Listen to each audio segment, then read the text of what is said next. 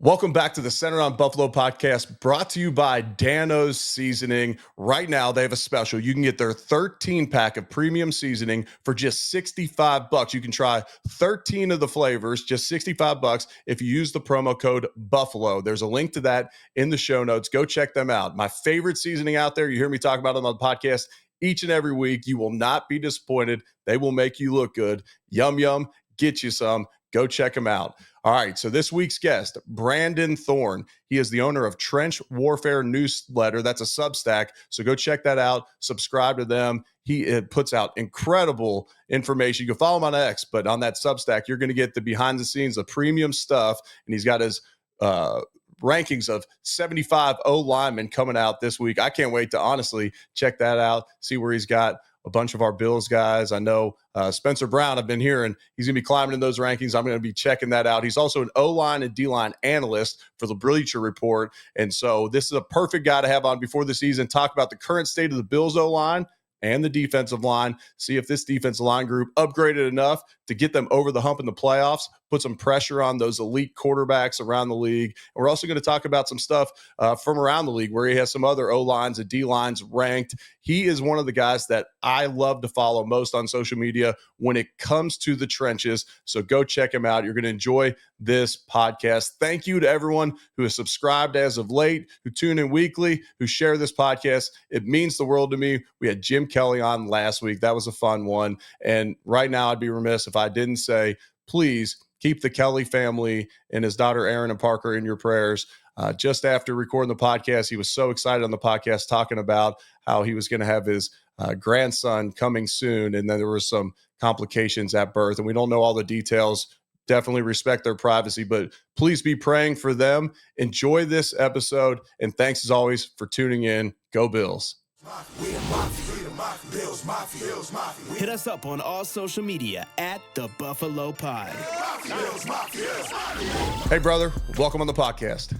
Thank you, man. Thank you for having me. This is really cool for me. This is kind of a full circle moment because I was actually at the Senior Bowl you're at with Max Unger and Alex Mack back in the day. So 2009, I was active duty military at the time. I took leave. I was stationed in Warner Robins, Georgia, took leave to go to Mobile for that. And I remember watching you and Max and Alex and just it was a really good class. But yeah, so to be here after that, watching your career, it's pretty cool for me. Well, first off, thank you for your service. We had a pretty strong center class back then. Do you remember how you had us ranked? Back then, I was, very early in the process of learning how to scout. I was just a giant NFL fan. So I don't know if I had a particular order necessarily. I think Mac was kind of, the consensus top guy. And I think I probably aligned with that. But then I just remember just being impressed with you guys. I remember BJ Raji was a monster that week. Yep. He was really good. But I remember all you guys, I think, had some wins against him. And like I said, it was a while ago. I didn't really start studying tape until about 2014. So that was when I really started watching like coaches tape and stuff, all 22. But back then I was just a fan, more than anything.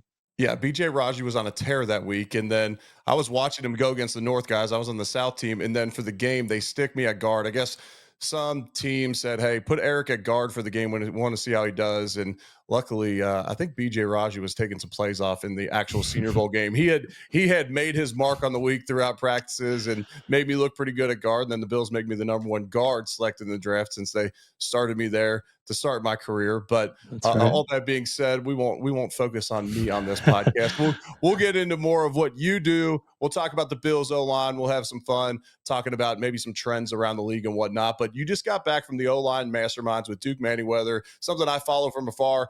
Each and every year, Duke invites me, and I cannot make the date work. This past weekend, I was the chairman for a PGA Tour event in Louisville. I couldn't miss that. But how did that event go? Any big takeaways from the weekend? Yeah, I mean, this was the 8th year that we've had the event. I've been associated with it all 8 years, so it's been really cool to see the growth of it.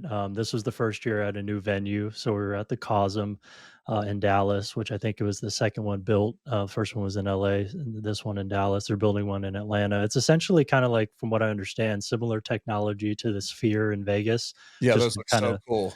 Yeah, just a more condensed kind of version of it. But so that was cool to kind of just step up our game on a technological side, just with the video. Just a very different kind of atmosphere, a little bit more intimate. So that was cool. I think my takeaways always, one of my favorite things is the legends panel we do, which is consisted of, a few Hall of Famers, a few guys that are at the top of their game currently, or just retired guys that were really good. And this year we had a couple new guys. We had Kevin Mawa come, and then Tony Baselli, um, Nice. and then Will Shields was there. Those were the three Hall of Famers there.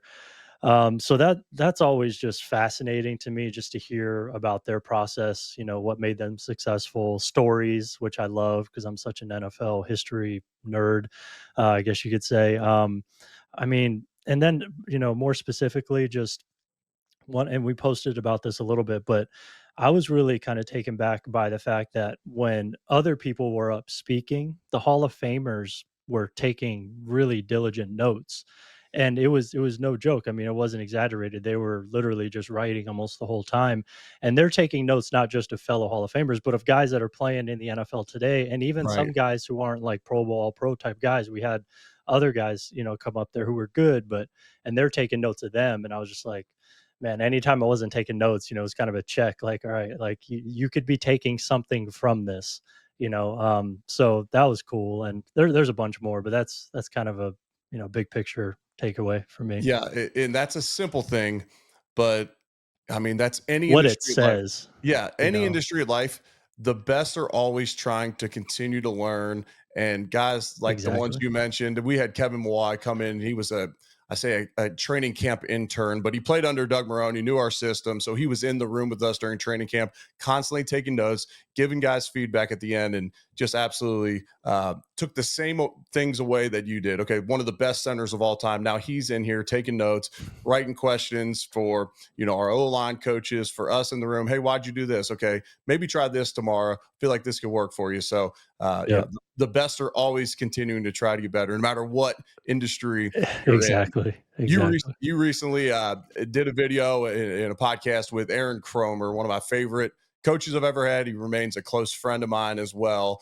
And I know you study a lot of film on this current Bills offensive line, one that I brag on constantly, and a lot of Bills fans at times will take shots at. But I'm like, we call it Bills myopia. Like when you only watch the same group over and over, you don't Yeah. compare them necessarily to other groups around the league. I think they're one of the best in the league. How do you think that they stack up when you compare them to other offensive lines around the league? Last year, I think, was the best year that they've had since Cromer got there. I mean, which makes sense because he got there in 22, and as you're there longer, you get more of your guys in the building, and they've been on an upward trajectory since, essentially. And last year was really the peak so far, but I don't think the peak is done yet. I mean, I think this upcoming season they're slated to be the best that they've been since 22, at least, if not longer. Since, I mean, before, when he was there prior, with you and Richie and guys like that. I think it's going to be one of the three or four best offensive lines in the league this year.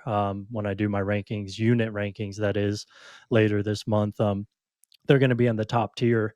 Especially with Philly, they lost Becton at right guard. Not a lot of turnover there, but I still think Philly won, and then you could put Buffalo too. Honestly, I mean, I think Tampa was in that conversation. Now Wirfs is down, so we'll see about that. But yeah, and that's because I think Buffalo has one of the two or three best tackle duos in the league, in Dawkins and Brown, especially with Brown last year ascending to where he did. I think he's one of the three or four best right tackles in the league right now. And inside, I think they're underrated. They're solid across the board, and I think Osiris is ascending. So yeah, I mean, and then they have depth on top of that, which not a lot of units in the league have depth, So, and then just a great scheme.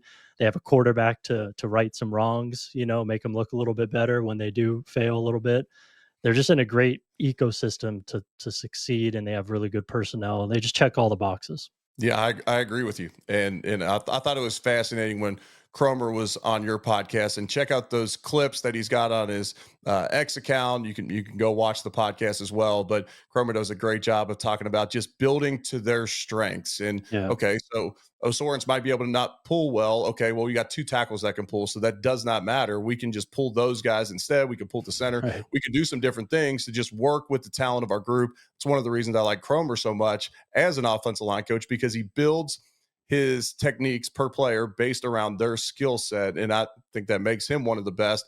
When you look at other O-line coaches around the league, where does Kromer individually stack up in your opinion? Among the best. I mean, I think if you're kind of making a Mount Rushmore, so to speak, of guys, it's like Bill Callahan. Of course, he's been doing it forever. Mm-hmm. Aaron Kromer, Jeff Stoutland. And then I think the fourth one is kind of up for grabs, honestly. I see like Kromer on the level of Callahan and Stoutland, though, is was one of the 3 or 4 best in the league.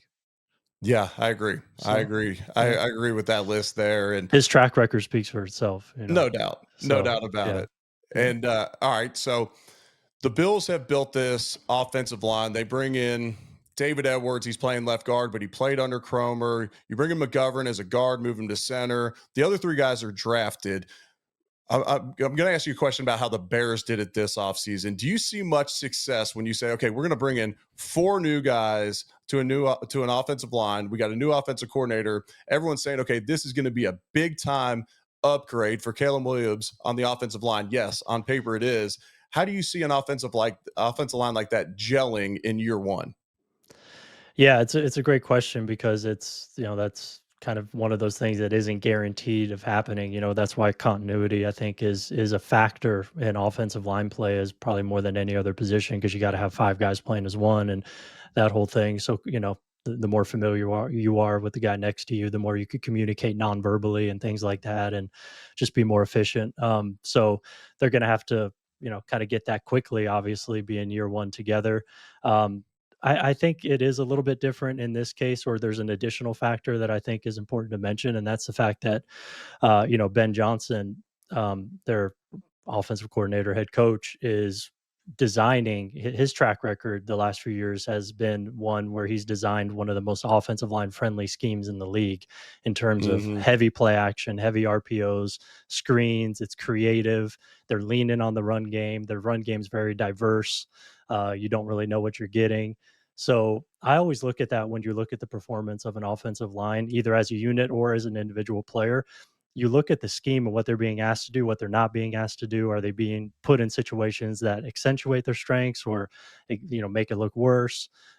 So I think that they're going to be put in a really good position to succeed, and I think that that'll make them gel together more quickly than you would if it was, you know, most other schemes in the league. So I think that's an important factor. I still think their tackles are closer to average, maybe below average a little bit, but Darnell Wright, I think, can still get a little bit better. But I think the interior should be pretty good. I mean, you know, with Tooney, Dahlman, Jackson. Jackson has to stay healthy, obviously. Dahlman and Tooney are kind of the pillars now, and they're new.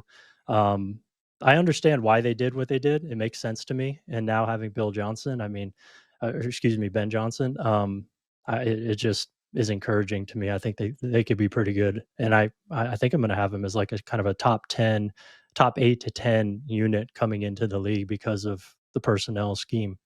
And to your point, you have to see what you got in your former number 1 overall draft pick. And if you don't give them a good enough offensive line, it's really hard to evaluate that, to Yeah. know that, or know if you need to move on or not. And so I like what they did. I like them going out and taking those swings in free agency to bring those guys in.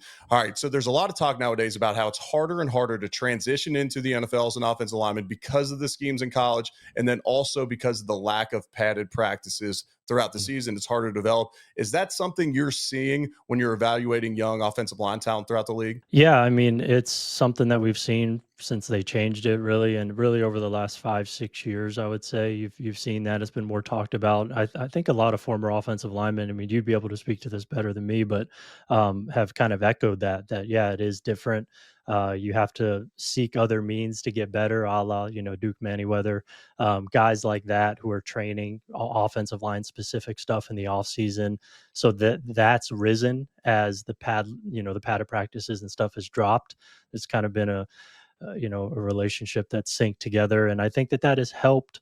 But there is really no substitute, I don't think, for the padded practices. So yeah, I mean, I think it has affected offensive line play, but I always say this, and I it's something I became convinced of early on was there's the simple fact is there's just not a lot of human beings walking around that can play offensive line, especially offensive tackle, I would say, just because the athleticism piece is a little bit more important because of the space you're dealing with.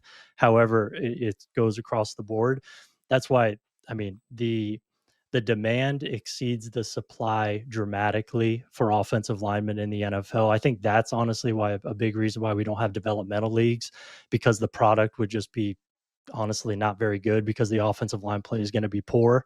And that's the biggest difference between college and pro.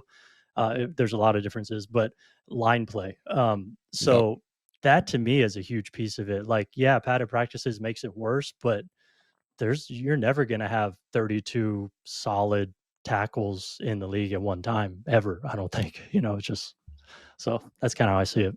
Yeah, I agree. And that's part of the reason that you've seen Brandon Beanett be able to at the end of the preseason go out and trade some of their depth at times and get quality draft picks in return, because they're developing guys, behind the scenes. And then, okay, they showed out well in the preseason. Okay, well, we can't even keep some of these guys, so let's go get some draft capital for them. I do feel like, and to your point, yes, I did see that throughout my career, that when the padded practices started going down, it was harder and harder for those guys to develop one, but then also to take a veteran's job, because it's harder for them to show what they can do with the lack of padded practice, because you're not used to that as much when you're not playing in the NFL as long. But I do think that there is, yes, there's not going to be a big developmental league where there's going to be a ton of teams, but I like what the UFL is doing with, 8 teams or so, where, okay, Yeah, maybe we can develop some of these guys. I'm thinking of a Ryan Vandemark who stepped in great last year for the Bills. And this might not be a perfect example, but a guy who's kind of developed behind the scenes. If there was a way for him to maybe get some reps in the spring and play actual football, that's going to help a guy like that. And I I understand that's agree.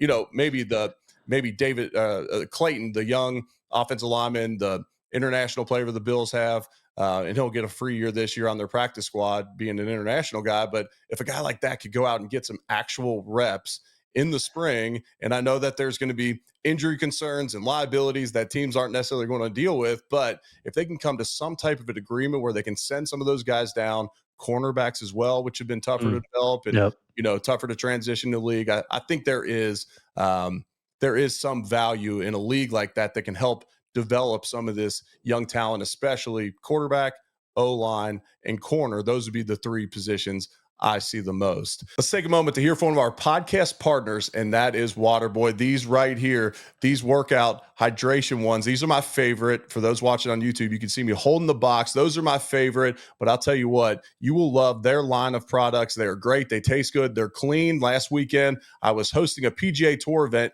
in Louisville. It was over 90 degrees every single day, sweating my tail out there on the course. These things kept me hydrated, kept me right all weekend long. They'll do the same for you on a daily basis. So go check them out. Links in the show notes, and use code EWOOD, and they're going to give our listeners 20% off. So go check out our friends at Waterboy. Yeah, let's switch gears a little bit. Let's talk about this Bills defensive line. They made some upgrades, or hopeful upgrades, through free agency, bring in Bosa, Ogunjobi, Michael Hoyt, and then draft 3 guys in Jackson, Walker, and TJ Sanders. TJ Sanders. I brain farted on him because he's still unsigned. The second round Oh, is draft he? pick. Okay. Well, he's second round draft pick. So none I'm of those looking at the guys, depth chart. So yeah. Well, none of yeah. those guys have signed yet. Okay. So I say all that. How do you see this Bills defensive line stacking up for this season? I mean, it's kind of a similar thing to what they've kind of been over the last few years, in that I look at their D line as having, a lot of solid to good, maybe very good if you want to put Oliver and Rousseau as kind, those are the 2 best players. Kind of like good to very good kind of tiers. No real superstar. I think they tried that with Vaughn. Maybe Bosa, on a pitch count can provide a little of that juice in the playoffs. I think that'll be very important.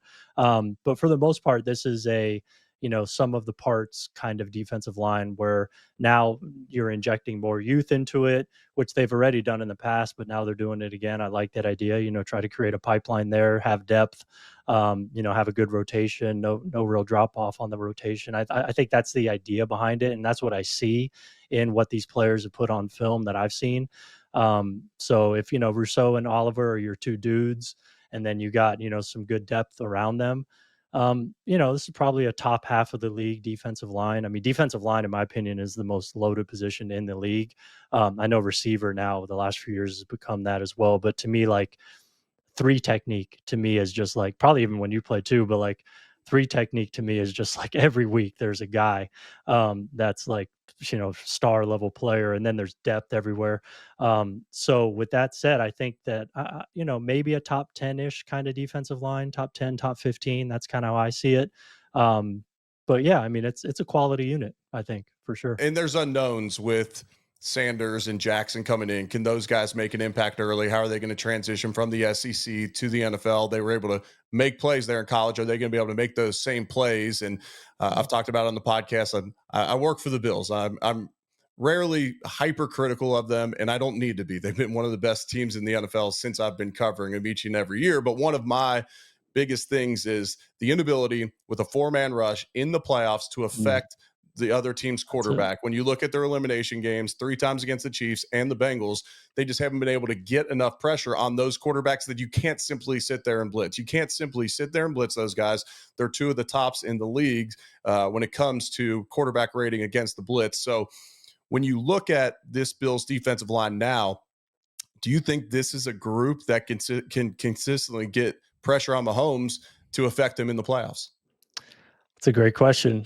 Possibly. I mean, I think it's in the cards. I don't know that I would necessarily bet on it. I mean, I think a big part of it, Landon Jackson or Joey Bosa is really like, either Landon Jackson is going to have to be a steal and be a stud right away, or Joey Bosa is going to have to like reclaim some of what he was years ago and be healthy and all that sort of stuff. It certainly can happen.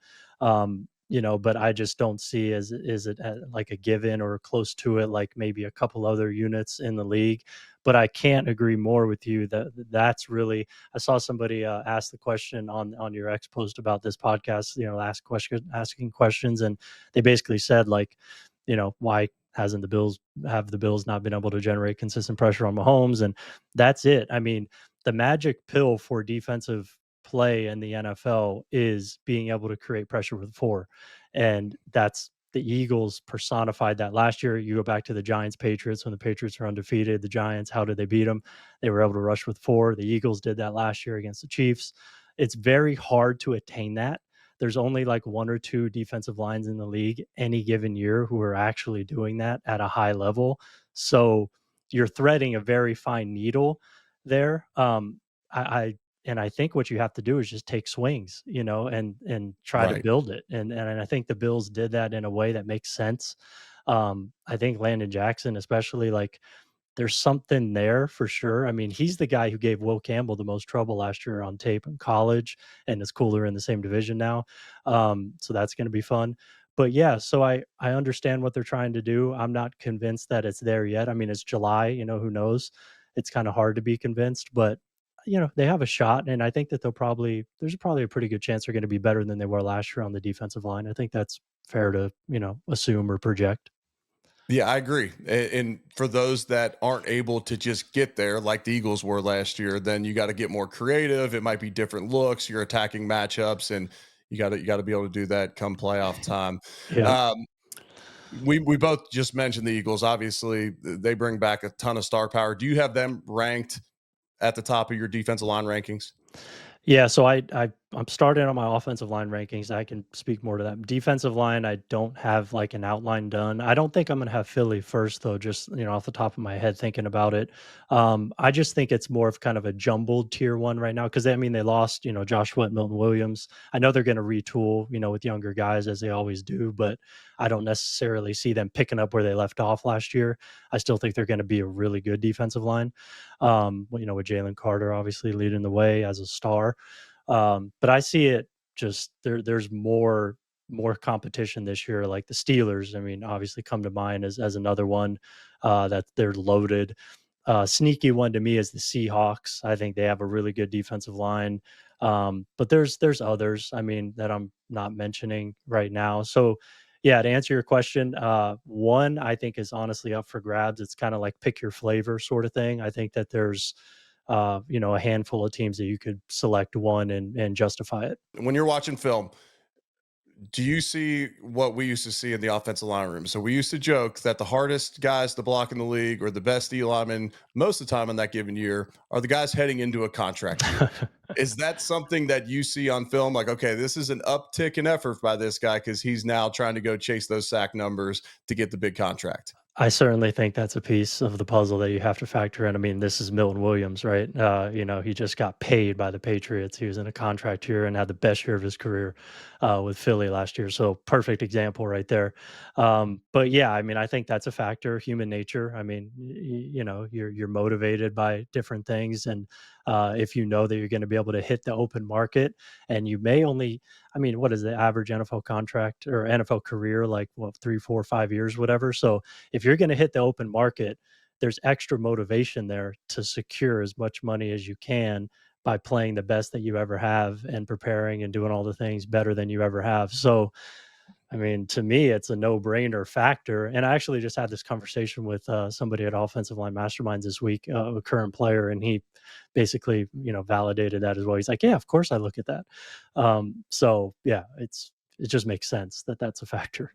Yeah, we would literally talk about in our scouting reports and, hey guys, That's keep in funny. mind if it's 2nd and 8, this guy's heading into a contract year, so he's not necessarily going to be playing the run on this particular play. He's going to be going up the That's field. awesome. So if we run play action, this is a pass set for you. This is not a run fake by our left tackler, whoever it may be, because this Right. guy's in a contract year and he's going to be going up the field on this snap.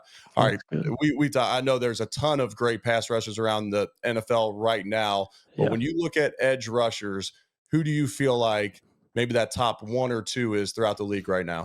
Hands down, Miles Garrett. I don't even think it's a conversation. Yeah, and I've been saying this for 3, 4 years. I think he's been the best, even when TJ was at his best. I just think Miles is he's a different animal. I mean, every box is checked at an elite level with him in a way that no other edge rusher in the league can match. Just when you look at physical traits, his size. I mean, this guy, he's 275 pounds and he's bending the edge like Von Miller. And he has power that can match any power rusher in the league. I mean, his get off is insane. This guy's capturing the edge on anybody at any time, pretty much. I mean, the Trent Williams game a couple years ago, Trent was banged up though. He had a high ankle, I think. He played in that game and he gave him the best competition that you're probably going to see, even though he wasn't 100%. He still got beat a few times, but like unless she's playing Trent or Lane or somebody like that, like he's just going to get his no matter what. You have to chip him, you have to help him. And there's other great edge rushers in the league that are close to that. Nick Bosa, TJ Watt, Max Crosby, Micah Parsons. That would be my list that you're starting. Maybe Trey Hendrickson, but Miles is just he's a freak show, man. I just think he's hands down one. He is, and watching him out on a basketball court in these celebrity basketball games, he shows off his athleticism. He'll go out and cram the ball, and I mean, every time you line up for a field goal, you got to wonder if he's going to try and jump over the line of scrimmage and block your field goal on that attempt. I mean, he is an absolute specimen, and Yeah. he's fun to watch. I'm glad he's in our conference. I'm glad he's not in our division. I thought maybe this offseason he might be available. I was on Mhm. the train of Yeah. Brandon Bean, go throw whatever you can and go get a dude like that. Yeah. And if you got to mortgage the defensive side of the football salary cap, just go do it and get this guy. But Yeah. obviously, he ended up after saying he wasn't worried about the money, signing the biggest defensive Right. contract in NFL history and going back to Cleveland. So he actually was not available. All right, we're gonna get to the Yeah. rapid fire question brought to you by Dano's Seasoning. Number one, I know you're down in Texas, likely do a little bit of barbecuing. Have you ever tried Yeah. Dano's Seasoning before? I have not. No, but I'd be very interested to do it. I mean, I'm All I'm a right, big all right. Well, barbecue guy, so all right, man. We're gonna get you something set down. ESPN just posted their rankings of quarterbacks. They said it was NFL coaches and executives that made these rankings, and they had Mahomes number one, Allen number two, and the list goes on. If you had to rank these four quarterbacks in order 1 through 4 between Allen, Mahomes, Jackson, and Burrow, how are you ranking them 1 to 4? I think it would change depending on the day of the week you ask me, honestly. I mean, I think those are the 4. Yeah, I don't wanna, skirt your question though and go around it. So just to say 4, I mean, I'd probably have to go Mahomes 1 just because, especially when you're talking crunch time sort of moments, like his track record and, gotta have it moments. I just think he would probably be the guy I'd want to bet on the most. And then I'd put Allen 2, Jackson 3, Burrow 4. That's probably how I would go. But I mean, I honestly think you could pick anyone 1 and you wouldn't be wrong. Yeah, and one of the best things about it is covering different media outlets and doing interviews throughout the season on opponents' radio stations. None of the 4 fan bases would trade their quarterback for the other ones, which is also a great sign. Rightfully so. Yeah. Yeah, that all 4 Yeah. of them have it, and you kind of got to rank them. If you're like, okay, pure passer, okay, maybe Burrow, and then you can go down the list from there. But I know it was a tough question, but I just wanted to see what you had on that one. It's a fun conversation. Yeah. Absolutely. Have you tried wings in Buffalo before? I haven't, but I see people post pictures of it every year. I'm like, man, I got to get there at some point. So yeah, no, not yet. Okay, well, let's make this the year, and it's the last season in Highmark Stadium. You have to go to a game at Highmark. You got to do wings in Buffalo. Let's make 2025 the year that we get Brandon Thorn up to Buffalo to try some wings. All right, last question for me. I know it's early. If you had to pick a Super Bowl winner right now, who are you taking? Man. Oh man, that's a great question. You know, this is gonna seem kind of corny of me, but honestly, I probably would do this regardless of what podcast I was on. I'll go with the Bills. I mean, I think this is the best offensive line that Josh Allen's ever played behind. That's a big factor for me. I like what they did retooling the defensive line a little bit, adding some firepower there. You're confident in the coaching, and of course, you have Josh Allen. Could be the best quarterback in the league, certainly one of the few. So anytime, it'd probably be one of my picks would be, Baltimore, you guys, maybe Philly, KC. Like, I don't, if you're going outside of those, like, you're just maybe just, want to pick an outsider. But to me, Buffalo has what it takes to make it this year being their year. So I'm going to go with the Bills. Yeah, and be a storybook. Close out Highmark Stadium with a Super Bowl win. Open the new stadium with the first game of the season next year. That's the script I have in my mind. We'll see if it comes to fruition this year. Brandon, I can't thank you enough for your time. I love following your work. I love the highlight videos that you put out throughout the season. I mean, I'm constantly reposting them and quoting them because I don't. I guess I might have the time if I quit playing golf, but I don't have the time to do this. So I love watching your work and checking those guys throughout the season. Keep up the great work. And we got to get you back on the podcast at some time soon, brother. Anytime you want to have me, just let me know. I appreciate you having me. Yes, sir. Appreciate that.